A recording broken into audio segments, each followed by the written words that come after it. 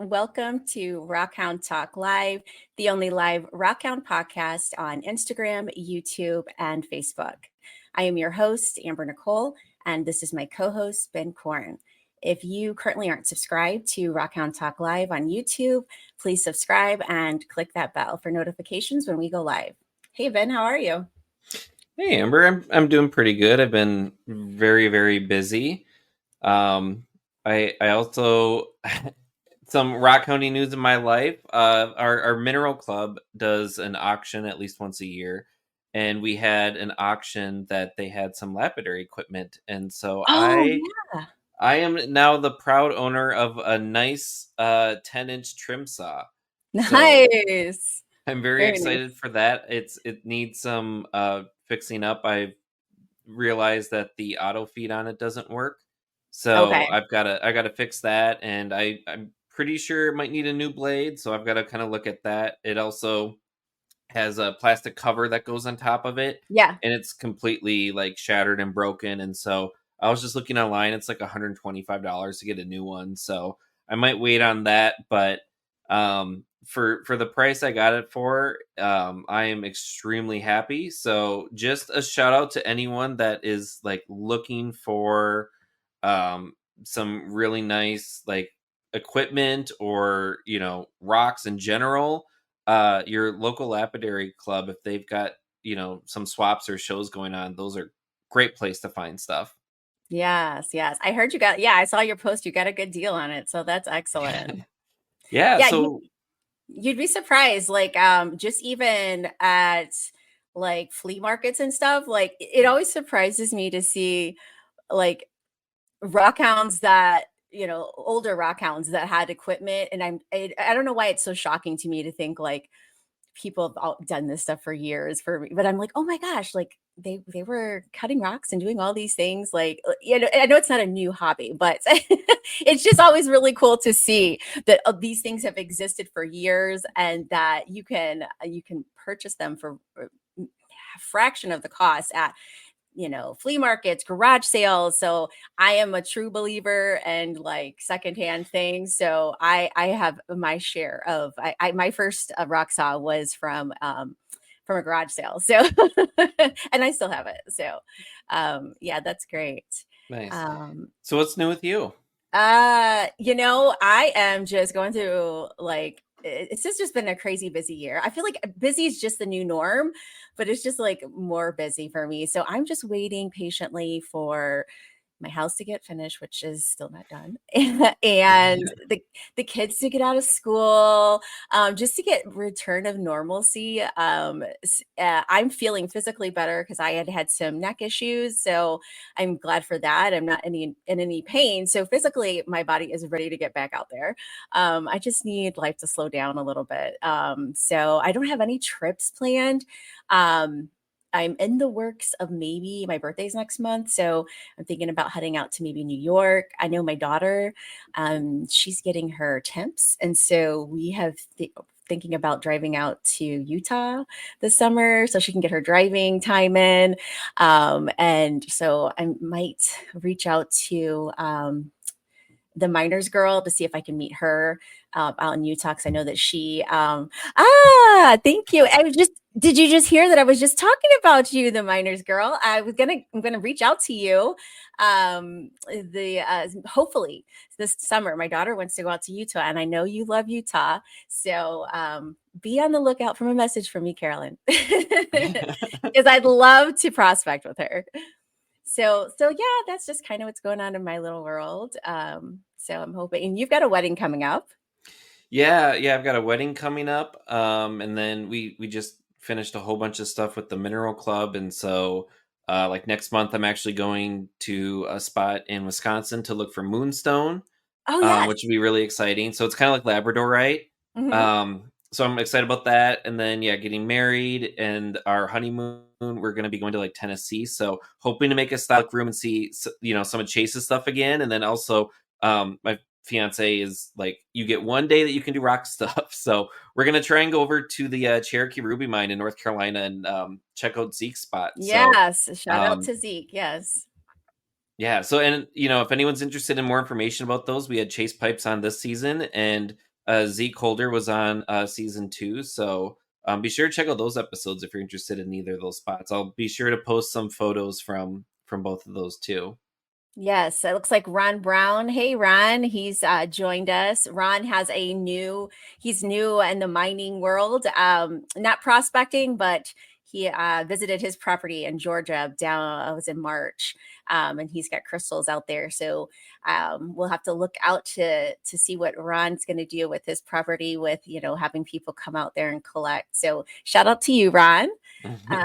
So we've got exciting guests tonight, guests plural. I started following these guys last year. Was really impressed with their enthusiasm for collecting crystals and minerals. They are European prospectors. Mineralwereld is how you would say it, Dutch English. The other way, I'm not too familiar. I don't want to butcher it. So we'll have them, when we bring them on, we'll have them say. So we will bring out Mineralwereld. They are European prospectors, and they share a great enthusiasm for collecting crystals and minerals all over Europe. And when I say all over Europe, I mean all over Europe. So I'm really excited to learn from them. Ben and I have lots of questions on, just their traveling, what they collect, and, how they collect, all that good stuff. So let's welcome Mineralwereld. Hello, good morning. Hi, Amber. Hi, Ben. Hi. How are you, Daniel? Yeah, doing fine. Thanks for the introduction. Over here, it's almost 2 a.m. in the morning. So yes, I forgot to mention that. no worries. So our guests they have stayed up very late for us. They are clear across the other side of the world. So we welcome you and thank you for sharing your time with us. Welcome, Kristian. How are you? Yeah, thanks. I'm doing fine as well. Yeah, it's in the night, as we said, but I'm doing really fine. It's glad that we're here and get to know you and get to know everybody that loves crystal prospecting as we do. Yes. So yeah, thanks for the invite. Yes. So tell us, Kristian and Daniel, tell us about your journey. What got you started into the hobby? Had you been doing this for several years? Is this something you picked up, later in your adult life, or did you start as kids? So just if you want to each share your journey and then maybe how you guys met, that would be great. Well, you can start if you want, Daniel, because we have different stories, but nice stories, of course. That's true. Yeah, I'll start. That's fine. So yeah, I've had interest in crystals and minerals ever since I was a little boy. I think when I was 6 or 7 years old, I would go with my parents to these fairs where you could actually buy crystals, which I found really nice. And I started just collecting them over the years. But I kind of lost interest in it when I got older. And I think when I was about 25 or 26, I found a box hiding in the attic again with all the crystals I used to collect when I was young, and I was just wondering what actually did I have. So I went online and joined some clubs just to actually check what it was, and I found out that it was actually possible to prospect for crystals myself as well, which I found really strange actually. And it turned out there was a stone quarry near my house. So I went there without any expectations, with a hammer and a chisel. And I think I was sold or hooked for life, as you would say in English, and have been doing that ever since. And well, you can see my display cabinets in the background, which are all self-collected anyway. Very impressive. Thank you. And these are just the nice parts. The rest is still in the attic, though. So yeah, I've been doing that ever since. And I actually met Kristian in a quarry. And yeah, we kind of we had a good talk on what to collect, and we said to each other, well, let's do this again sometime. And yeah, that's then all things happened, and we became friends, and also started Mineralenwereld, Yeah. That's how you pronounce it. Mineralwereld. Okay, I'm not going to say it, but No, there you we can go. try. That's You how can you try. say it. No, I'll Please ruin it. do. It's Please, okay. please try. Please try. Okay. You say it one more time. Say it again. Mineralenwereld. Mineralenwereld. Excellent. All Nice. right. Thank Congrats. you. All right, Kristian, tell us a bit about your story. Yeah, as I said, it's a little bit different of what Daniel had in his life. But I started, rock collecting when I was 8 years old. I was, of course, too young to get into quarries, but my parents took me to some camping, and we went there, and there was a quarry in the neighborhood. I didn't know what crystals were at all, but you could search for small crystals in the lake, and I was totally hooked on it right away at my eighth. And it started off there. In that area also, it's in Germany. It's in near Ida Oberstein, in a area where are multiple quarries, and it's also famous for its geodes. In Europe, I don't go into detail at the moment yet, but in Europe there are so many different places where you can go rock hounding. But that area is specific for its geodes with amethyst or quartz and calcite in it. And that's why I stay there. And we came back every year. And every year I got older, of course. And there was a time I was old enough to go in the quarry. And as of that moment, it was totally going nuts for me. Every year, maybe 5 times, 10 times a year, I got back there and went searching in the quarry. And it was the start of something bigger. And of course, Daniel, I got to know when I was older, but also it was in that quarry that he came for a day to go prospecting. I was there as well, and we had a chat. We had, we got to know each other a little bit. We didn't know what to expect from each other, but it grew slowly and slightly, and now we are years ahead, and we have a very good friendship. And we go to every crystal prospecting trip together if it's possible. And as you know, we go around Europe where we can, and we have the same passion and the same idea about it. That's what makes our bond so strong. That's lovely. So you told us about your journey and how you met. And so then when you guys met and you started collecting together, tell us how that started from your friendship collecting together and that grew into what you have today. I think what Kristian said, because it was on such a specific place where we actually also stayed at the same campsite. So what we did after we went prospecting is that we came to each other on the campsite to clean the finds that we did, but also drink beers, have fun, listen to music. So we kind of found out really quickly that there was a good friendship match there. And then we decided, let's do this more often on different locations.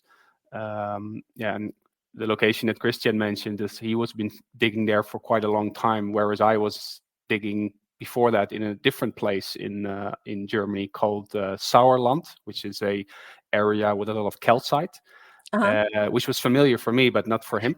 So I said, well, let's go there because those are more or less my grounds, so to speak. So it sounds like you were doing more like hard rock kind of mining, and he was doing more like kind of surface collecting, digging. And same thing. It's okay. Actually the place where he was is, I think it's basalt. Okay. It's quite hard. It's a lot. Yeah. Okay, I got you. Or andesite, and the location I was is mostly limestone. So. Okay. But both are it's actually digging into rock itself. Yeah. Okay. And so you guys, when did you guys start Mineralwereld? Yeah, good question. It's quite some time ago, but the idea was to make it in something educational. We were, of course, a longer period of time together with crystal prospecting and going into quarries, but we got so many positive responses. Hey, why don't you share a rock you found, or something where you go, or how do you search for minerals? And all those questions keep in mind. And I was also a teacher for a time, so I was working in a school, and I did some workshop with the children around 10 to 12 years old, and I showed them, hey, this is what I do. I have a hammer, I have a chisel, I'm going in a quarry, and I'll show you a movie what's going on. And I showed them a geode, a closed geode. And I opened it in the workshop, and the children were, wow. Yeah. So that moment for me, it's not only for Daniel, but for me was that I need to do more with it. It's so it's a hobby, it's a passion that not many people know. Yes. Europe or the Netherlands, because we don't have mountains, or we have only two, maybe one or two quarries in the whole Netherlands, nothing more. We have one mountain officially. Yeah, an official mountain. One. I don't know how high it is, but it's maybe 50 meters. No, 321. Okay. Oh. But that's the only thing we have. We have a lot, and I mean really a lot, passionate people about crystals, but not a possibility to go searching for crystals. Okay.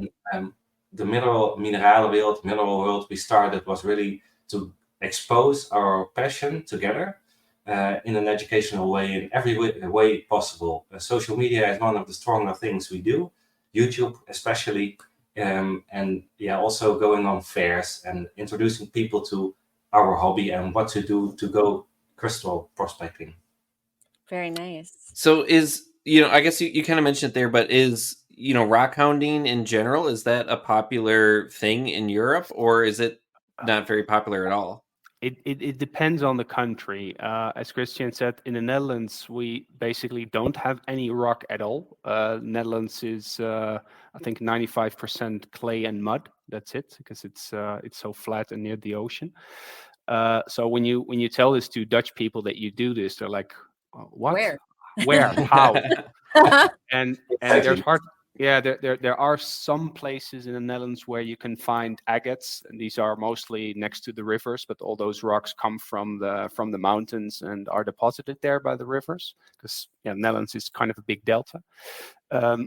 So when we go to other countries, then you see that it's much more popular. Like in Germany, that's used to be like a crystal prospector Walhalla, where in that location that Kristian mentioned, there's a lot of amethyst in the ground, and I think until the 40s or 50s, it was actually mined there on a commercial level, which no longer is the case now. But if you go to the Alps, like Switzerland, Austria, France, Italy, those countries, then you've got whole families that do prospecting. So that's quite a difference. Yeah, the Alps, yes. So that's one place I want to go, up in the mountains. Oh, it's beautiful. What do they call it?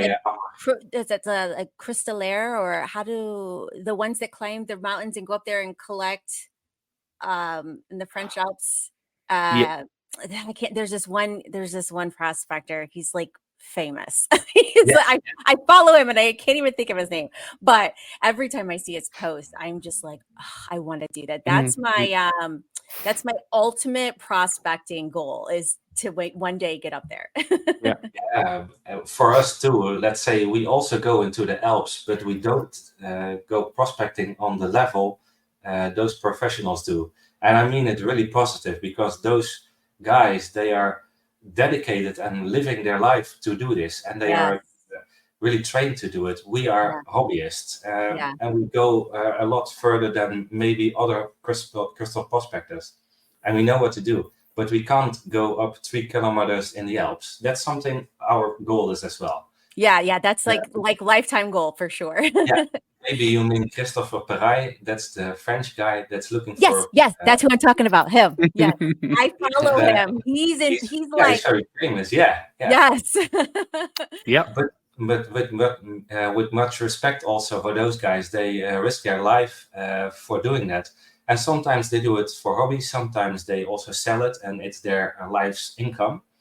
And I really don't have an opinion about it. I think it's good in that way. Everybody has to do it their way. Yeah.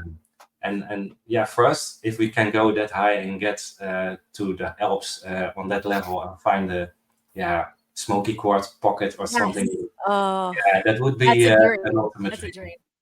But it will happen. It will happen one day, Kristian. We also found some nice pieces yet. So So Ben and I were curious because you guys go to all these different countries, you know, and I understand that these countries can just be a matter of, you know, miles from each other versus in the US, you know, we've got 50 states and it can take Yep. us, you know, 28 hours to get to the other side of the Yeah. country. Tell us, you know, here we have states, different states have different laws, but they're rather, you know, minor differences between each state. Tell us with the countries, what are the collecting laws? Are they different in each country? And how do you just learn all of the different laws, and give us some insight on that? Yeah, indeed, it depends on the country. If you look at Switzerland, there you really have to buy a permit to do so, and per day or per week, and even depending on the location that you are in Switzerland, it's different. Some of the locations or the provinces, they even have it's even forbidden to do so. Okay. So you really have to inform with the local municipalities to check, is it even possible? And so what we usually do if we go to new places, that we first look at the local websites to see if there are such possibilities or not. Otherwise, we just don't go there. And that's in Switzerland. If you look at countries like France and Germany, it's completely different. There are rules on a country level. But then you often see that the areas are privately owned. So these are quarries or forests or wooded areas or old mining areas, etc. And then it really depends on what do the local owners say. Gotcha. From our experience, we've noticed that once you ask it officially, then sending an email or calling, it's usually a no, because then they're responsible for anything that would happen to you. But if you are already there and then you would ask someone, hey, is it okay if we go digging for minerals? 9 out of 10 times that they'll answer, what minerals? What do you mean? They just don't understand. And if you show them what you can find on their land, they're like flabbergasted because they hardly even know. But yeah, even so, we get a lot of no's as well, and then it's just driving onwards to another location to check again. But yeah, always respecting people that own those lands to prospect there. And I think within the USA, it's the same thing. Yeah. Yep, it's the same. I was just going to say, as you're explaining that, it's pretty much what we do too. Yeah, there's a lot changing in the last 20 years, as I say, for crystal prospectors, because if you see for safety rules, there's so much so much detail in that. But I believe, for example, the Ida Oberstein area in Germany, as I mentioned, where the geodes come from, or the amethyst geodes, they are famous for Europe geodes. It has been closed, not because the quarry is stopping, no, because they say, hey, it's too dangerous, you can't go in there anymore. Even if you have a helmet or some other gear, it's forbidden. We don't want to take that risk anymore. And of course, for us as a hobbyist, it's frustration. How many crystals will go into the factory and be broken and be in our houses and our streets. Yeah, and even that can't be helped at the moment. So I'm also very curious how the future what the future will bring us.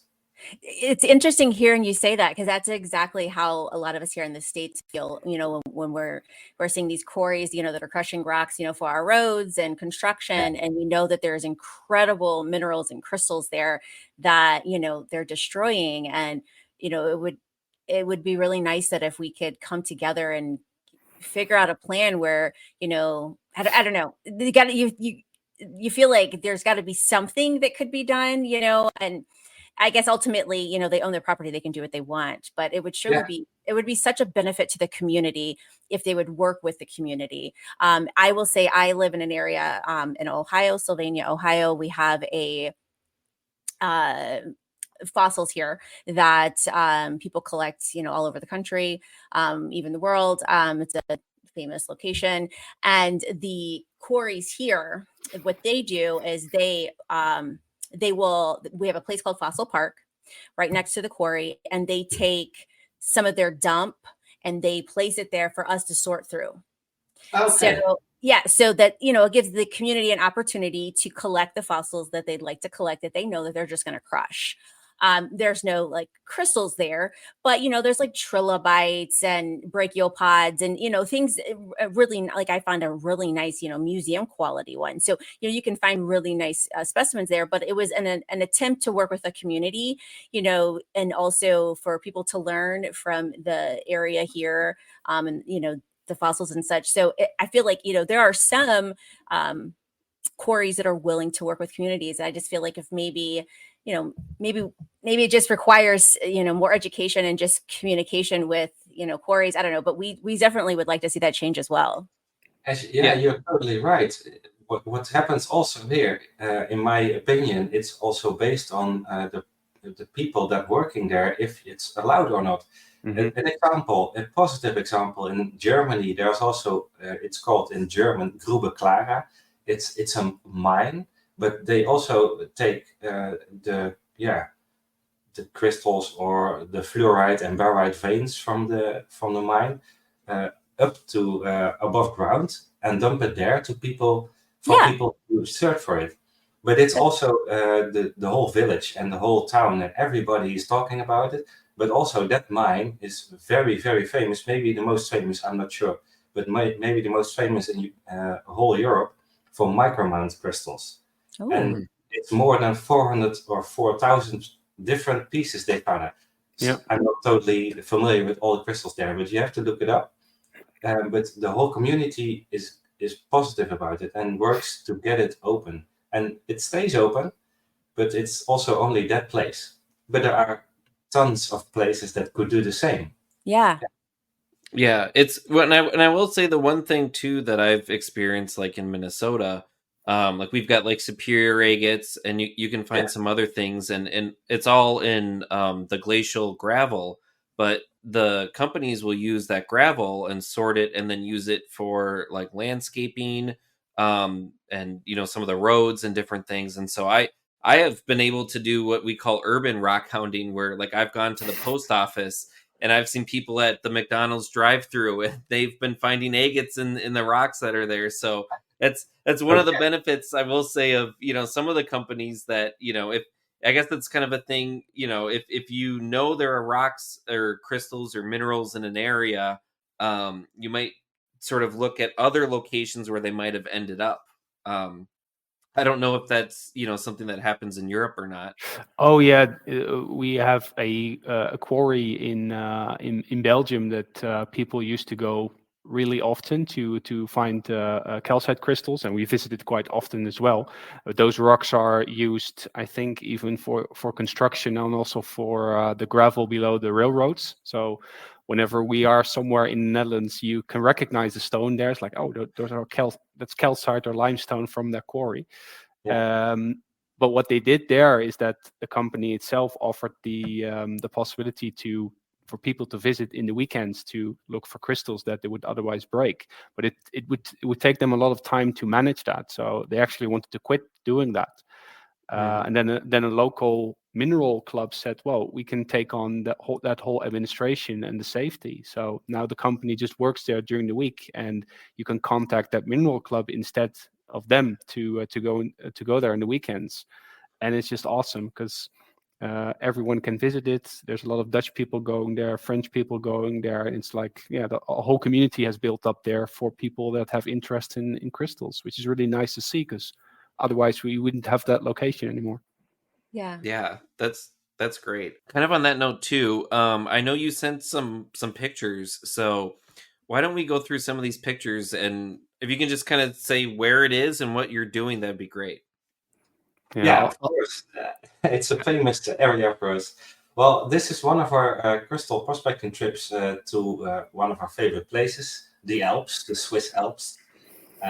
So when you want to visit Europe, please come by. We'll go to the Alps. But this area is famous for its rock crystal or smoky quartz. In this case, rock crystal and needle quartz. You see Daniel here sitting here. We went there 10 years ago, and we found a different pockets. It's a whole story, but we found a pocket about the size of 1 meter, maybe. Yeah, I think it was even bigger. Yeah, Yeah, it could be Wow. bigger. Yeah. but it took us 6 years to empty the pocket. Wow, that is crazy. Yeah, that's Yeah, crazy. exactly. But you see here the area. Yeah, you see one crystal find here. It's just fresh out of the pocket, so it's full of clay. But in this particular pocket, Daniel can tell the details. Of course, we call it the ant's nest. Yeah. That's beneath it. Because we were searching there for 3-4 years in a row. You can claim in Switzerland a pocket if you find it for a year and a day, officially. So it's also it's also kept for you. Of course, you have thieves among the crystal prospectors, but it didn't happen to us. We claimed the pocket and we got back and found the crystals, and this is one of the finds that came out. What I found interesting about this location is that it was actually already known for a lot of years, at least the area. And then this was the first time Kristian and I, went to the Alps ourselves. So it was completely new. We were kind of rookies to this area, finally going up the high mountains. To this area where people said, "Nah, you shouldn't go there because it's a lot of people search there and you won't find any nice things, just small crystals." And I think on the third day, when we were working on this quartz vein, there was this small bulge in the vein, and we hit it, and then the chisel just blasted off into the mountain, and we could hear it.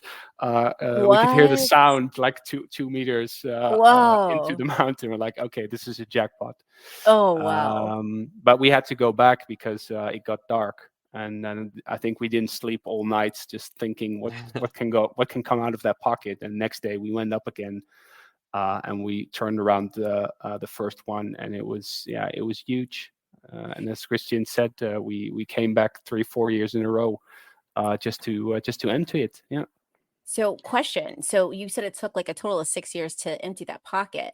So, here in the US, most out west mostly, and some like in New York, but people can have claims. Do you guys Yeah. have did you have a claim on this area? Could you guys have the same Yeah. out there in Europe? Okay. Yeah. Exactly. Well, only in Switzerland. Okay. Other countries don't have this, so you can try. But if other people find your pocket, then it will be empty the next time you'll get back. But in Switzerland, it's done by law, because it's one of the few countries in Europe where prospecting is. Yeah, people do this for as a living. So what happens there, if you have such a claim and you put your equipment there, so you have to put like 2 or 3 chisels and your initials and everything.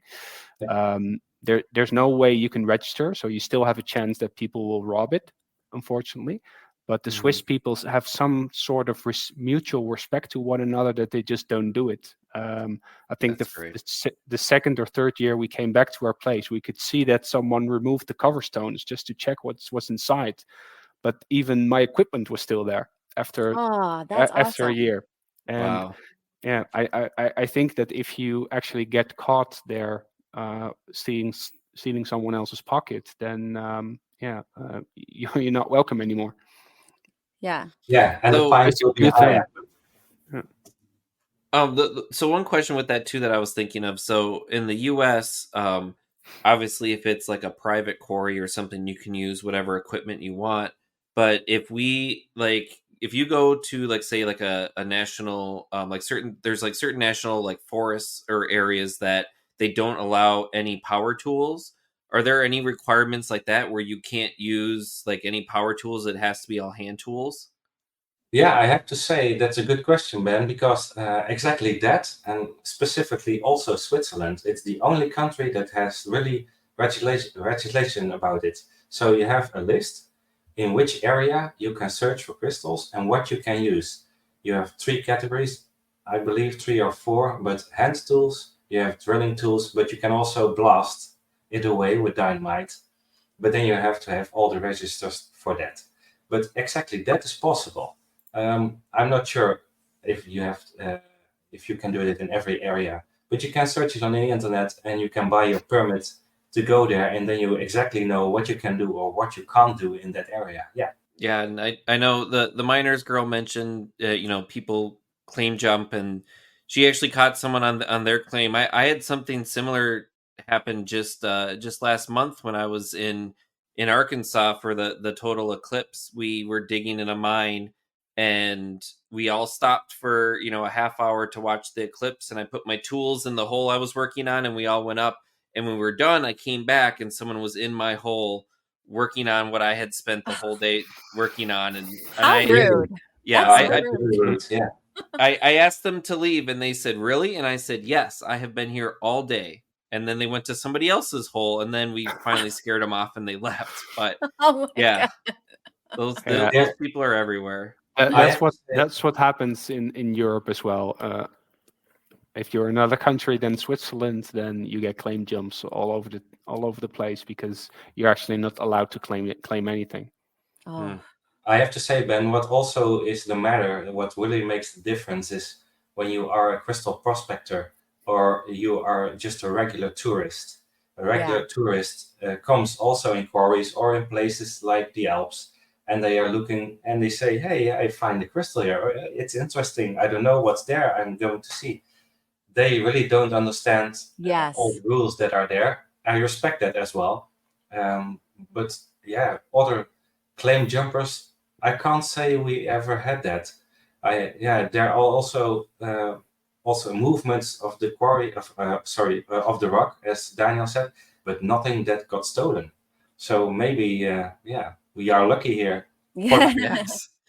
Are these also quartz then from that same pocket? Yeah, Yeah. Gorgeous. Both from the ant's nest. I think the left one, yeah, one of the first ones we found. This is yeah. it's the We flagship. yeah the carrier. It's Oh yeah, it exactly. kind of looks like an aircraft carrier. If you hold it out flat, it was one of the bigger finds.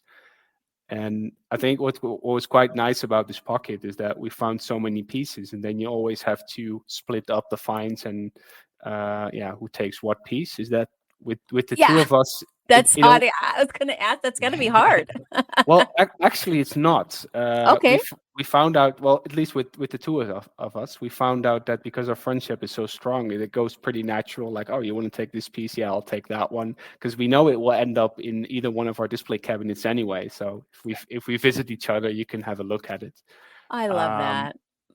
sometimes there is some regrets. I can point out some pieces that Kristian always says, we should have gotten more of those pieces. I've got one big calcite here in the room where Yeah. we actually there were 3 of them when we found them, but the weather got bad, so we didn't go back. We only took one, which is in my house. Yeah, but that's I still have to hear that on a daily basis. that's the story of itself. Yeah, that moment we found it's not a lie, but we found the crystal calcite crystal pocket undamaged. It collapsed because of the blasting, but the roof came down but didn't touch the other crystal, so it was open.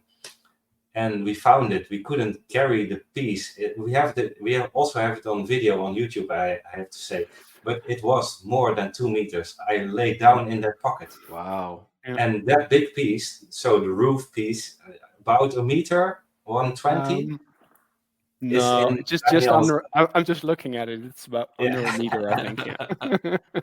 It's in his house, and I totally agree with that. But we, because of the rain, the bad weather was there. We let 2 big pieces, a little bit smaller, but also 80 centimeters or something. We let it behind in the quarry. We didn't go back, and that was the regret of many to come, because we didn't find it later, and we And only got one big piece from that pocket, and luckily Daniel has it in his house. And for any of the Americans watching too, 1 meter is about 3 feet. So a 2 meter pocket that's All like right, 6 feet. So it's a huge pocket. Yeah, that's huge. Yeah, that was also a dream come true, of course. And so where are these? The photo on the left, is that from the same pocket? Yes. This is all still from the Ant's Nest pocket in Switzerland, and you can see a bit with the rock and the in the background is that I think the slope is about 45% or so that we have to climb first. It's not really high because you can see the grass in the background as well. But all the pieces that we found and the rocks that we get out, we carefully have to put aside because otherwise they roll down the hill. And there's some towns there as well. You don't want any houses to get hit by falling rocks. Yeah. Yeah, I think this says it all. It's one of many pictures we took, but I guess we have found about 200 to 300 pieces like this. It's not Wow. a hand piece, but yeah, it's about 5 to 10 centimeters, but all needle quartz and all undamaged. Now they look a little bit veiled, but after cleaning, they are glass clear. So this is I was just going to say, this is a lesson of when like someone says, oh, there's nothing there to, to go, if you go ahead and still look, because just because they didn't find it doesn't mean that you can't. So, because imagine is this the same place in Switzerland, right? Yeah. This pocket. Yeah. So imagine if you would have taken that advice and never have gone there. We wouldn't have found it. Yeah. And even so, when we were looking at that whole vein, because it was, I think the vein itself was about 10 or 11, 12 meters or so. So that's 30 feet. After we came back, it continued to give more pockets. If you want, I'm not sure whether that's making it a bit more interactive. I could grab one of the pieces and show it. Oh, yes, absolutely. You guys continue. I'll grab one. Okay. There's another chapter. Of course, that's another story, but it's one of the best journeys of our life the last 2 years. Yes, these are calcite. Sorry, Ben, what did you say? Is it calcite? Yeah. Well, this is calcite. Yeah, this is a story at itself, but we'll do that after Daniel will show the rock parts from the pocket. Here we go. So this is the battleship piece. Oh wow! See if it focuses a little bit. Oh, it's gorgeous. Wow, and you can see the tower right here. So this is the command center of the carrier. Yeah. And so, do you have like just backpacks that you take with you into the mountains to carry this stuff out, or what do you do to protect the crystals? It depends on where you are. At this specific moment, we had lightweight backpacks with only a small hammer and a chisel, and we take old paper to pack it. But I have to say, because it was needle quartz, we found it and we were like, oh, how are we going to take this home? Right. Because we had to go down the mountain. So we took the bigger pieces in our hands like this, and we took it home like this. It took us not very long, but it was undamaged when we got home. I remember that we because we had to carry the crystals and we still had the mining equipment, that we had to throw down all the chisels and everything and just go towards it and then throw it again and continue doing that until we were down the mountain. Yeah, cool. So what are these photos then? This is calcite? Yeah, this was last year. We had a surprise day in a positive way. We had an invitation from the Belgian television, one of the biggest channels that there were. They reached out to us and they said, hey, we want to make a small video about the hobby. It was a non-spoken piece, so it was it was a story to be told with images and of course moving images. But they came with us to that quarry. This is in Belgium, and this quarry is very famous for its quality calcites. So it's not rare, it's not seldom, but you find always calcite there. But it's about the quality and not only the size, but the clarity of the crystal or undamaged. And we went there, and they filmed us during our hobby. And we were searching that day randomly somewhere, and there opened a small pocket, or there was some kind of vug or vein in the wall, and we went to see if there were crystals in there. And there was a small crystal in there, not those two you see now in the picture, but you see that they are videotaping us. Then we found a small crystal about 4 centimeters, Daniel. Yeah, it was for that location. It was regular size. Yeah, and they filmed it that we found it. After they taped everything they wanted to tape, they went away, and Daniel and I said, "Hey, let's take another look at the quarry because the vein was too interesting not to leave it like that. Yes, I And think then we've with got that some vein. footage. I think we've got some footage of that. Yeah, I believe so. Maybe it's good to see that because then you see what happened there. Yeah, let me see. I'm not sure if this is the video. Tell me if it's not. Okay. Zo, onze pocket Ja. is nog lang niet leeg. En nou, dit is echt gekkenhuis. Ja, zeker. We hebben wel een beetje gesteggeld, want we hebben net al staan dansen met z'n tweeën, omdat we dit vonden. Precies. En daardoor totaal vergeten om te filmen.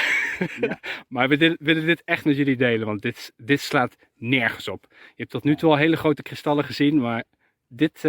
Dat formaat hebben we dus net gehad. Ja. En topkwaliteit. Ja, maar wat nu eruit komt... Ja, echt topkwaliteit. Maar echt... Nog groter. Echt absurd. Nou, dit is de achterkant. Dit is de achterkant. Je ziet hem ervoor me al. Oh jongens, kijk dan. Let op. Oh. Holy shit, hé. Wat is dit? Niet normaal, wat een ding. Oh, deze weegt echt wel een paar kilo gewoon. Mooi man. Super Ook groot. gewoon zo gekristalliseerd rondom. Hè? Je ziet hier gewoon echt zo... We hebben echt serieus, we vinden grote kristallen, maar dit hebben we nog niet eerder meegemaakt. wow. Dit Dit is echt hobby, absurd.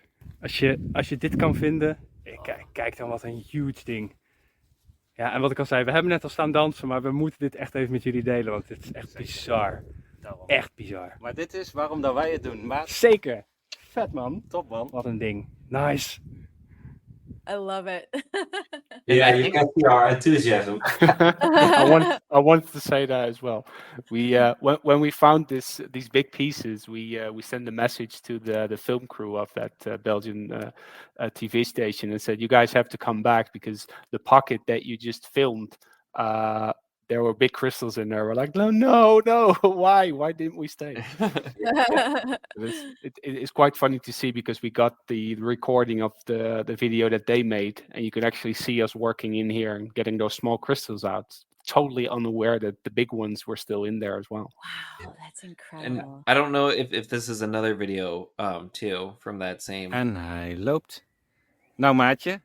Ja. Blijf maar feest hier. Ja, jullie hebben net al wat gezien hè, maar dit is nog ook weer een mooi stuk. Ik heb nu, het is niet zo'n groot kristal als de vorige, alleen deze zit heel mooi tussen twee matrixstukken in. En kijk, je ziet hier, moet je kijken, heel mooi. Zie je, er zit heel veel modder op hoor. Het zijn allemaal kristallen, kleintjes, hier is een grote. Maar dit is de achterkant, daarop. Kijk eens even. Tadaa! That's pretty. Look at that. Ja, helaas hier aan de achterkant is die kapot. Dat was plafond. Dat was inderdaad het plafond. Hij hing zeg maar zo aan het plafond. That's a gorgeous cluster. Vet. Ja, zeker. Maar ook die kleur. Ja, heel mooi. En hij goede kwaliteit. Mooi helder ook, ja. Ik denk dat je deze moet je eigenlijk zo in de vitrine hou zo maar even vast, ja. It's making us happy every time again. It's an experience. We had some people from Belgium that visit this quarry on a weekly basis, and we displayed these pieces on international mineral fair in The Hague. I think 6 months after we found them, because we kind of kept it a bit low just to excavate that pocket a bit more. And there were Belgian people at that fair as well, and they looked at the pieces and they were like, "No, these are looking at the quality and the size. These do not come from that quarry. These are from, I think there's in the US, there's a place where you can find such calcites as well. So that Oregon, I think. Yeah, Sweetwater mine, like the old finds from the Sweetwater mine. Yeah, those ones. Yeah, you got the big orange. Elmwood, that is. Elmwood. Yeah, I was going to say Elmwood, Tennessee. Yeah, sorry, that's the one. Yeah. And they just couldn't believe that it came from this quarry that they visited on a weekly basis. They're like, no, these are the US crystals. It's impossible that you found them this big. Wow. And are those fluorescent too? Yeah, partially. Yeah. Partially, yeah. Yeah, Nice. there's some phantoms in there, and the phantoms are fluorescent. Ooh, phantoms, fluorescent phantoms. Yeah. That's sweet. And this is all still the same. It's all the same. You can see me laying down in the pocket. Yeah, right there in the middle. Yeah. I have to say we found it. That's also a great story, but we found it last year in April, so it's a year ago. but we kept it low, as Daniel said, for more than half a year, maybe 3/4 of a year, because this specific quarry area wasn't detonated. So the pocket was still there. And in total, we went 4 times, 5 times in this pocket. But it took us 2 months in between to go there. It's not possible to go there every week for us, but if it could be, we would have done that. But yeah, every week there came, or every time there came out a nice piece. And yeah, it kept on being deeper and deeper. And unfortunately, now we can say it, but a month ago we were there, and they finally detonated that place. So this pocket is gone forever. It was there for a year. We took out everything we could take out. But mostly important, that's what I always say, it's about the adventure. It's not to find this only. It's about what we share in our passion. I'm gonna grab another piece of this pocket as well. Yeah. That's and that's why we wanted to show this to the world, because it's more than only taking out crystals from a pocket or taking something from the earth and don't respect it, or have a laugh or have fun about it or enjoying it, whatever. But respect what you can do with this hobby. That's our main thought. So one of the pieces that I don't think was on the video, we actually gave them different names. So the first one that Kristian pulled out was the King of the Castle, because the pocket was kind of a triangle, and this crystal was all the way in the top, at the very point of it, like the tip of the pyramid. The second one that I found was the Eye of Sauron, because it looked like the tower with the eye in the middle. And another piece that we found were actually 2 pieces. So the one that you just showed, Ben, on the picture, it was connected to another piece where there were 3 crystals. I think there was a picture there as well. So it was called 3 of a kind, where Kristian has one part and I have the other one. And it's this big.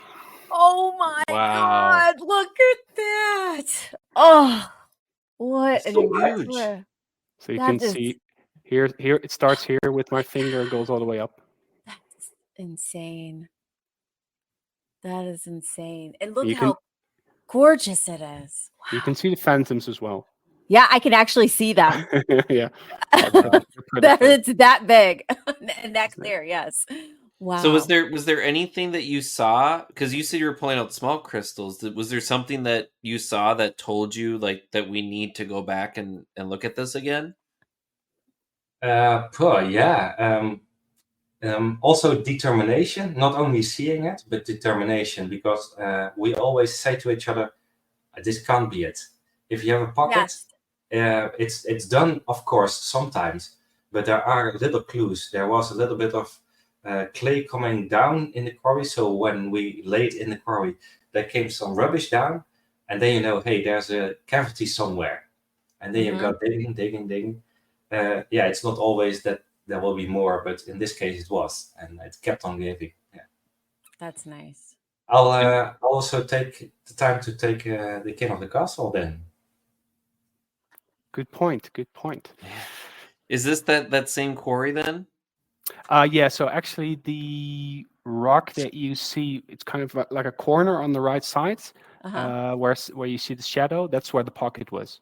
So it's actually 5 or 6 meters next to the main road where all the dump trucks drive. Oh, they were just driving by it every day. Yeah, and we were quite surprised actually that in the weeks that we didn't go there, that there weren't any other people that found the big crystals, because when we got back we found another one, and then 2 weeks later we found another one. We did meet up with someone a couple of weeks ago that showed us a picture and said, I think this is from that same pocket, because it looked the same, and he remembered that he saw a big hole and he laid in and also found a big one. It was a bit damaged though, but we figured it was the same pocket, which of course was very nice for him as well to get the crystal out, because there were plenty of crystals in there anyway. Yeah. Well, the first find we did there in the video was this one. I'll show the side of it. This was that back wall, but you can see the point as well. Wow. Oh my Lord. But as you can see, Oh my God. it's a That big is one, right? Yeah. With also phantoms in it. Oh, absolutely stunning. Unfortunately, my quality of video isn't that good, but as you can see, it's clear. The clarity is good. Is that limestone then that is in the mine or the Yeah. quarry? Yeah, Okay. a totally limestone quarry. Yeah. And the interesting thing about the growth there is that you have really big slabs of really tiny crystals up to a couple of millimeters, and they form in a we call it the Mercedes star shape. And then when you have such slabs that can they can grow up a couple of feet, and then these big crystals, they just pop up there out of the blue. So you have these large slabs with small crystals, and then one huge crystal which is decided to grow to humongous size. And that happens to all the pieces there. So even if you find crystals from a couple of centimeters, they're always on top of a big slab with really small ones. So it's like there's like one big dad on on the slab that decides to be the Yeah. biggest of them all. Yeah. Yeah. And are these the two places we've talked about already then? Yeah. So here Okay. on the left picture, you can see the ants nest pocket in Switzerland, and those veins, those quartz veins, are really clear. And the hole that I'm working in right now was the main pocket where that big battleship came out and all the other pieces, because this pocket went into the mountain for about 6 feet, so we couldn't reach the end because it was such hard rock. It's granite as well. I think this is the last photo I've got. So this must be the quarry where you pulled the calcite from. Yeah, exactly. It was the same day, or maybe a couple of weeks afterwards. It was a good area where you can find the crystals. As you can see, there are multiple crystal prospectors, but yeah, it keeps on giving, this quarry. But also going back to the start of our conversation, this possibility to go search for crystals there, the allowance from the quarry and the possibility, that's what the most that's the most valuable you have there. That you can enter, can find crystals, can go there, because it's one of last quarries that's legal to go in. There's actually a lot of people that ask us, how do we start with prospecting? How does that work? We want to do that as well. So you got a lot of young people sending us messages or asking on YouTube, hey, we want to do this as well. We've got all the material, all the equipment, but where do we go? Right. And then we often tell them, well, this quarry is quite nearby because it's in Belgium. It's a couple of hours drive. You will always find some crystals there. So have a look, and please send us some pictures if you found something. And we sometimes get the nicest pictures and stories back, and people saying, this is such a nice place, and thanks for this. I'm going to start this as a real hobby as well. And then they continue to other countries. What's the longest distance you've traveled to prospect in Europe? I think Spain. Spain, I believe, yeah. How many hours is that for you? 14. Okay, 14, wow. 16 hours. Yeah. Wow. For us, it's the other side of Europe, from the Netherlands to Spain. Have you gone to their famous pyrite mines there? Yes. Yes. Also go to Navarone with That's on my bucket list too. I'll grab one. I'll grab one. Yes. Yeah. We have different finds there. We went there also 10 years ago, and we found so many. Yeah, we couldn't take them home anymore. It was so I know much. it looks like there is a lot there, and I couldn't even imagine just getting there and just. A short introduction then. It's a small quarry. It's really maybe 50 square feet, but it's only one wall with only crystals, and it's full millions of crystals. Wow. Do you have it there, Daniel? Is that open to the public? I don't know at the moment. Okay. Wow. Look at that. Exactly. This is one of the pieces that we have on video as well. Yeah. It's not focusing real. I love that. There you go. I have a few pieces, but they're not that big. And And I didn't I've got collect them one. myself. I've got one on No, Matrix as I well. understand. But it was open after. Yeah, I love it. I love it. Wow. it was open to the public, but at the moment I'm not sure it is. I hear it's not, but Okay. we didn't go there anymore after that. That was So a while ago when you went, right? yeah. Yeah. Yeah. We love to go back, but we are not sure if it's possible. Yeah. Yeah, we've been hearing some mixed stories. Some people Yeah. say it's no longer accessible because there's a new company that are now the owners. But then you hear other stories where people say, no, you can ask them, you can go in. So again, the same thing we mentioned earlier with Switzerland is that people saying don't go there. Right. We have the same with Navon. You have to experience it yourself. And Yeah. if not, then there's plenty of other places that you can search as well. Yeah. Yeah. So we have a question here from Suze, and I was kind of wondering this too. She's asking if you've ever gone to Australia to mine opals or amethyst. Have you gone to places then outside of Europe to do any rock hounding? Not solely for rock hounding. I went, of course, outside Europe, but it was in Oman. It was, totally not for crystals. I went crystal prospecting there, but it was one day. But not to Australia. It's a dream for us as well. Yeah. Not only because we see the documentary now at Discovery Channel, but we see so many cool crystals coming out of there. For example, my all-time favorite, as I was a child, at 8 years old, is cocoite.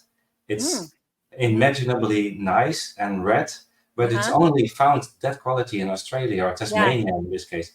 But that would be a dream. Yeah, I didn't go there, Daniel, as well, but it's a dream. Let's make it happen. The one question that I came across, so I was doing some more looking at some of your videos and Instagram, and I came across, I think it might have been some fluorite that you had found.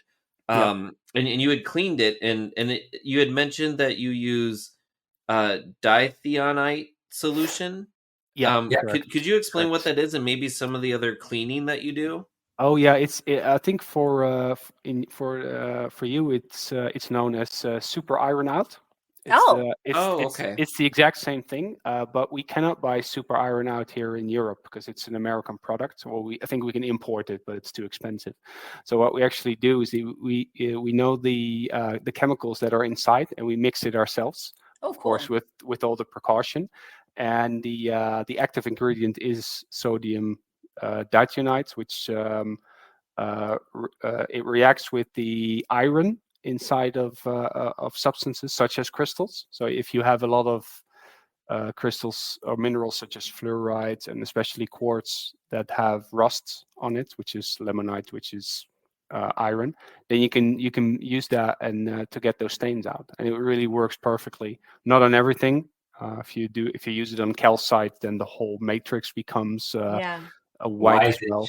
Yeah, it's not that bad. But for fluorite, it works perfectly, especially when you, if you got purple fluorites, the color will stay, and you lose the limonite stains, and then the host rock itself, the matrix, usually is limestone and turns white. So you got this really nice contrast of purple on white as well, and that's really cool. We have the there's 3 different chemicals that are used. So it's dithionite is one, the other one is baking soda, and the third one I can't remember or don't know the English word for it. Nitrate, I believe. Sodium nitrate. That's the one. Those keep the pH of the liquid neutral. And it works perfectly. So you just put it in a box of that solution. We call it the Waller solution because it was invented by a guy named Waller, I think. I believe. At least that's the story. That's how everyone knows it. And we just put it in the backyard because then you're outside because of the fumes. You put it in, and then it cleans up within 24 hours. Yeah. Very nice. Well, that's great. I did see Suze again mention vinegar and water that she uses for her Herkimer diamonds. Amber might be interested. I was looking through. You found like double terminated clear quartz. I couldn't remember where it's from, but you found like Herkimer diamonds somewhere in Europe. Where was that? Yeah, there's a couple of places actually, and yeah, in the US they're called Herkimer diamonds because of the location. In Europe they're called Schaumburger diamonds because there is a German location called Schaumburg. That's the area. Unfortunately, it's highly forbidden to search there. It's it's a nature reserve, so you're not allowed to dig. But you do see that people have some collections from the old days when it was not protected yet. And there's also a known location in the northern part of Italy. But unfortunately, I cannot share that location with you. That's okay. No, it's quite of a difficult place to be because it's literally in people's backyards, and they just want to protect that area that people don't plow over the forest there. But the local people know it, and it's quite nice to find them there. I think, I've been there once, Kristian. I don't think you've visited. I didn't visit the area. Italy. No. But the funny thing there is if you compare it with how Herkimers are found, where there's really a lot of material that has to be removed. They use the big machines as well. But in these areas, they actually they're part of a mountain that got eroded. So you can literally pick them up from the mud. It's ridiculous. You just go there with a bucket and a shovel, and you just pick them up in the forest, or you dig a hole in the mud. That's nice. You get the same quality. Very nice. Yeah. And I guess just to put this out there too, because I know we haven't mentioned it too much, but if people want to follow you for more pictures and stories and things, it's the Mineralwereld, Mineralwereld on YouTube, Facebook, Instagram, and TikTok. Is that right? Yeah, we also have a website with all the information because we write articles. We give also workshops, but also if you want to have localities to go for, or places you want to go search for crystals, we have also a database on our website. Also a community, everything that's possible to get to know other people that go on rock hunting, but also where to go to. Is it a possibility to go there? Is it an old mine or a new one? And people share their stories there. And that's what we do on our website, mineralenwereld.nl. .nl, yeah. So what you see is that once people use the website or the platform to prepare themselves for the hobby, to get the location and to go there, we sometimes get a question saying, can we find crystals there? But quite often we haven't visited those locations either. And then we ask those people, please share on the community how you experience that location. And you see people posting pictures and telling other people that, I went there last week.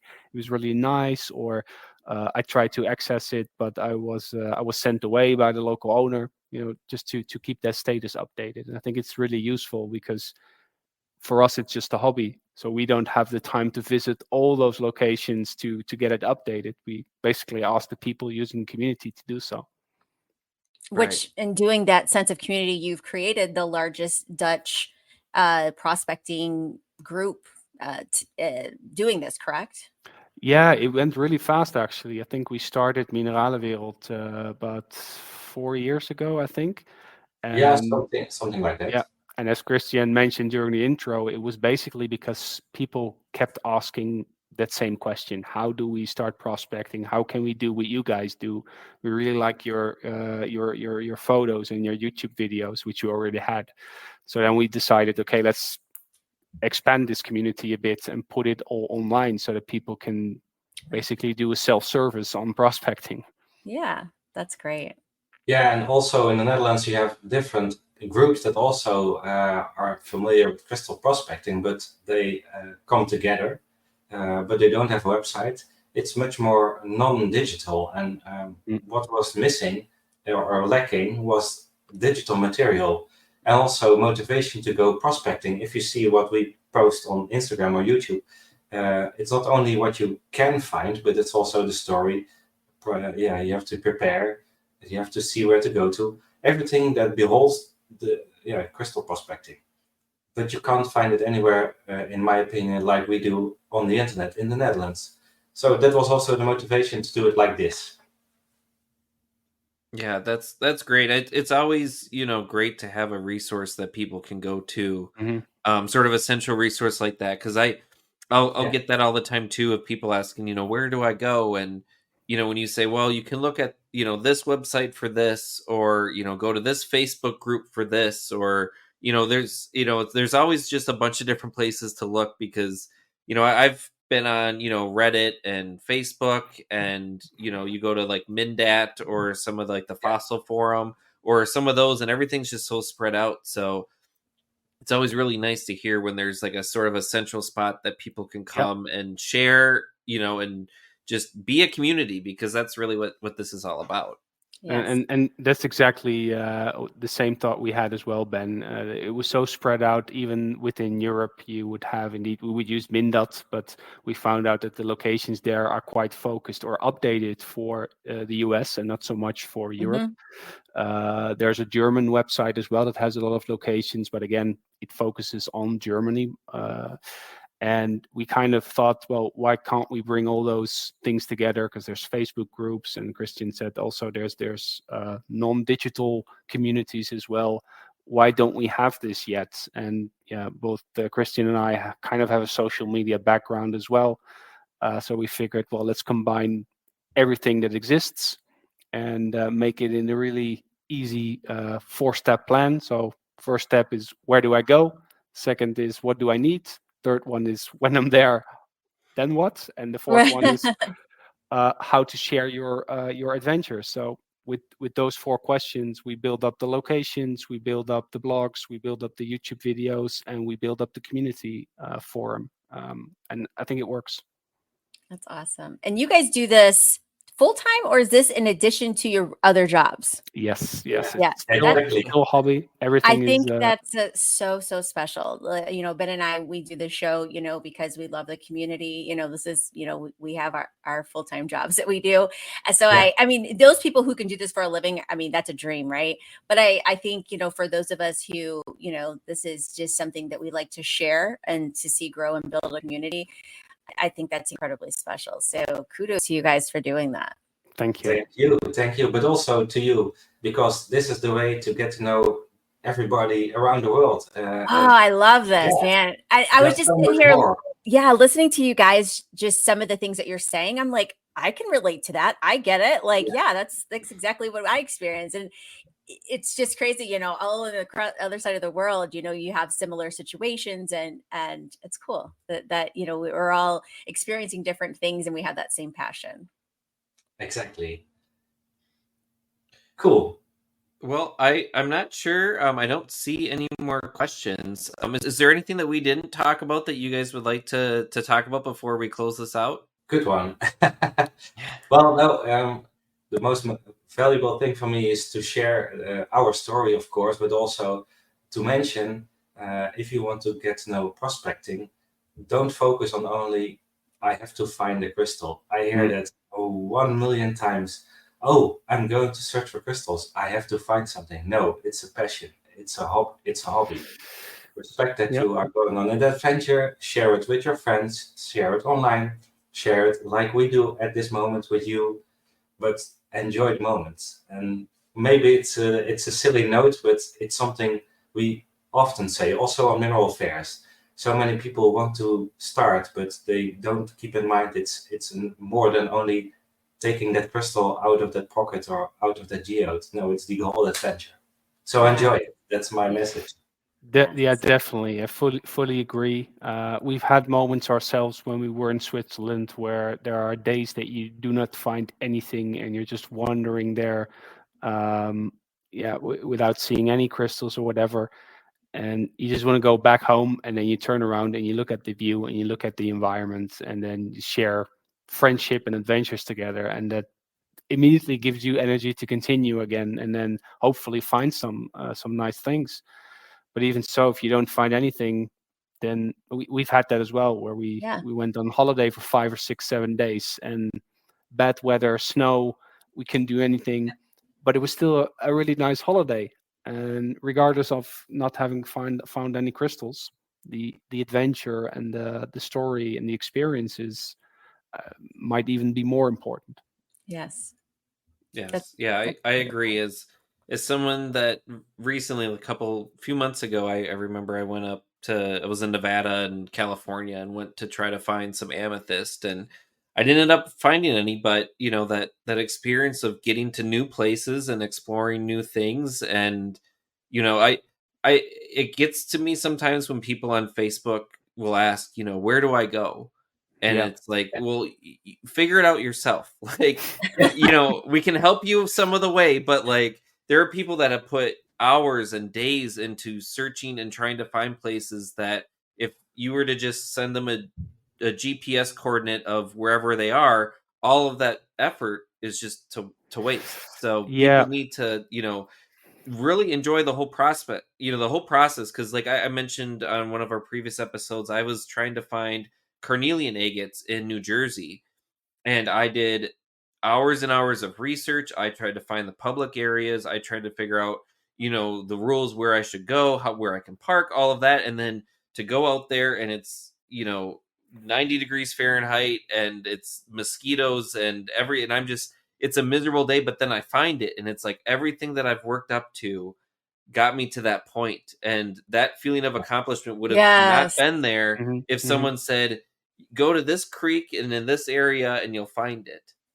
And I can fully relate. We often get those questions as well, and not to be negative, but then people somehow expect that you take them by hand and show them, look, this is the exact location where you can just grab a crystal and take it home. But unfortunately, that's not how the hobby works. But also not how the world works, is that you need to take effort and do your whole preparation, the same thing as that we all do here. You have to know the location and experience also the downside, like the mosquitoes and the cold or the heat, to get to where you want to be. And it's not easy. And what I do find is that for people that really want to start this hobby, it can also be kind of a threshold that they don't want to, that they're not able to pass. So I always say, keep on pushing, and don't say, I'm not going to do this anymore if you don't find anything. Yeah, it's a hobby that you have to love, I mean, because it can be a lot of physical work. So, if you if you're coming into this, if you want, there's all different types of collecting too, surface collecting, hard rock mining. And so in the hobby, there's a little bit of everything depending on your abilities, physical abilities, or how much effort you want to put into that. You can decide where you want to be in that.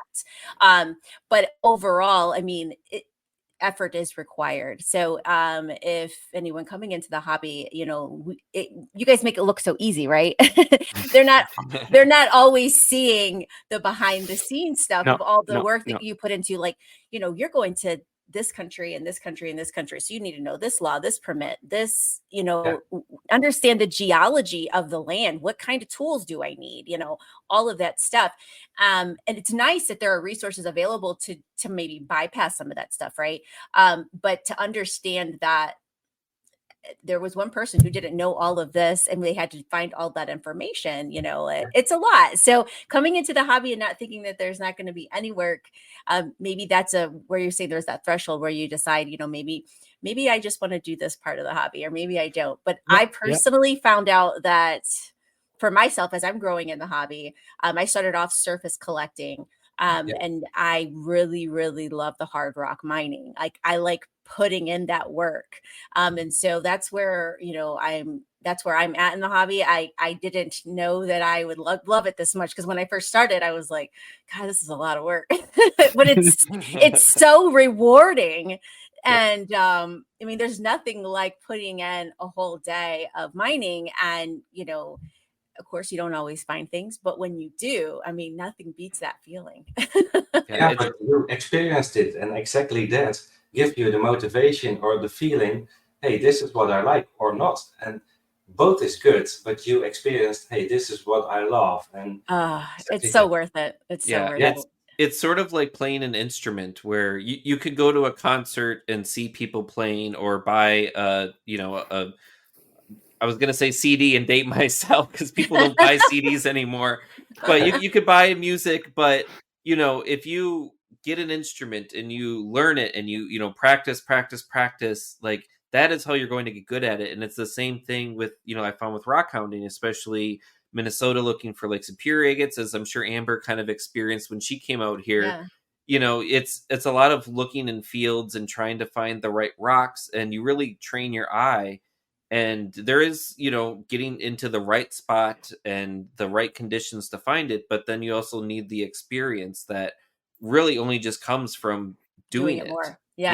And that's, I think, the one thing that people just need to understand, that you probably aren't going to be good when you start. And there's plenty of resources, and mineral clubs are great resources too, where people will help you, maybe have guides that go on trips with you.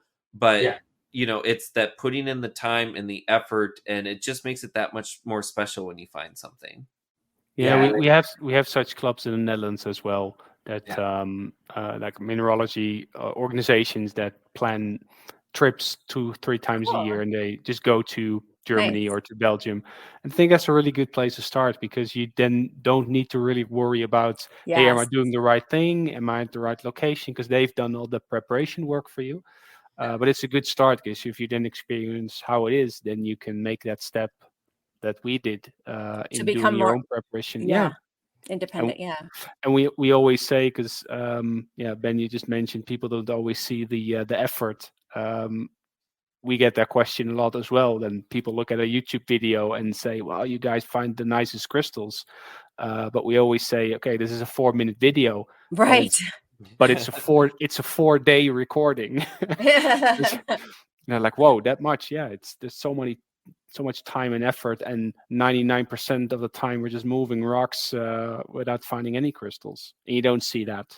That's the behind the scenes. Right.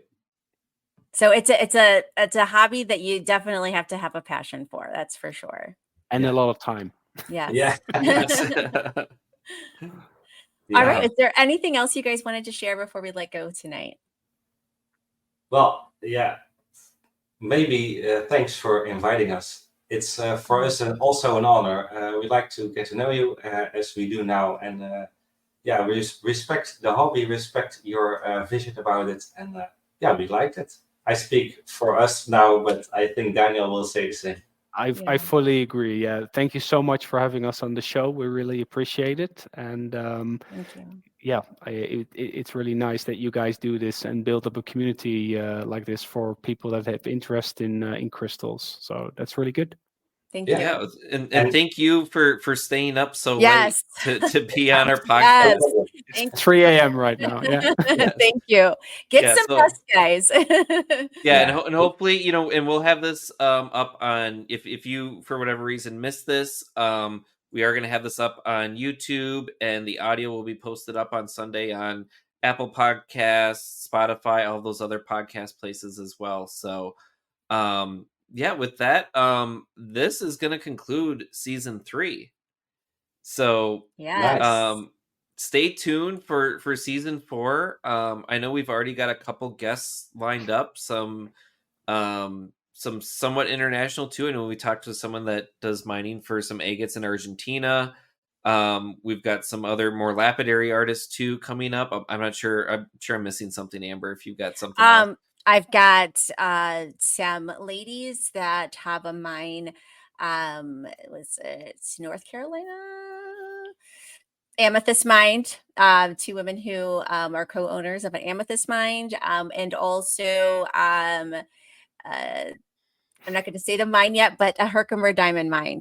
One of the owners will be a guest as well. So I don't want to spill all the beans now, but some great guests coming up for season 4. All right. Well, and with that, thank you again for tuning in, and hopefully we'll talk to you guys later. All right. Yes. Thank you, and guys. if you visit Europe, you're welcome to come by. Oh, you can count on that one. Great. We'll be waiting in the Alps for you guys. I can't think of a better place than that. Oh, So, oh my God, no. Yes. Thank you again. Thank you. Thank you as well. Good night, everyone.